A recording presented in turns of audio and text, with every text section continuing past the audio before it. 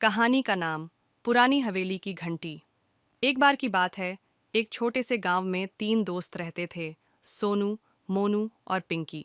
हर शाम वे स्कूल के बाद साथ में खेलते थे। एक दिन उन्होंने गांव के बाहर एक पुरानी हवेली देखी। हवेली के चारों ओर झाड़ियां उगी थीं और दरवाजे पर धूल जमी थी।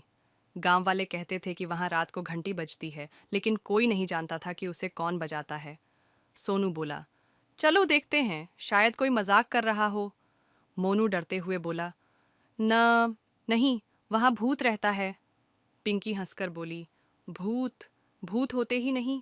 तीनों ने तय किया कि वे शाम को हवेली जाएंगे। जब सूरज ढल गया तो वे तीनों टॉर्च लेकर हवेली पहुंचे। चारों तरफ सन्नाटा था, केवल झींगुरों की आवाज आ रही थी। जैसे ही उन्होंने हवेली का गेट खोला, चर्र की डरावनी आवाज आई। अंदर अंधेरा था, दीवारों पर मकड़ी के जाले लटके थे। अचानक ठन्नन घंटी बजी। तीनों डर के मारे एक दूसरे से चिपक गए। घंटी कहाँ से बजी? सोनू ने कांपती आवाज में पूछा। वे धीरे धीरे ऊपर की मंजिल पर गए। वहां एक पुरानी घंटी लटकी थी और उसके पास एक बिल्ली बैठी थी। मोनू बोला, तो ये घंटी ये बिल्ली हिलाती थी। पिंकी ने हंसते हुए कहा, डर तो गए थे ना भूत से। तभी अचानक हवा का झोंका आया और पीछे से कोई फुसफुसाया, अब मेरी घंटी किसने बजाई?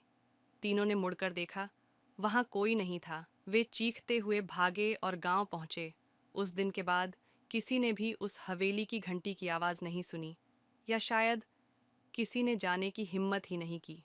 सीख, कभी कभी जो चीज़ें हमें डरावनी लगती हैं वो सिर्फ हमारी कल्पना होती है, लेकिन कुछ रहस्य ऐसे होते हैं जिन्हें रहस्य ही रहने देना बेहतर है।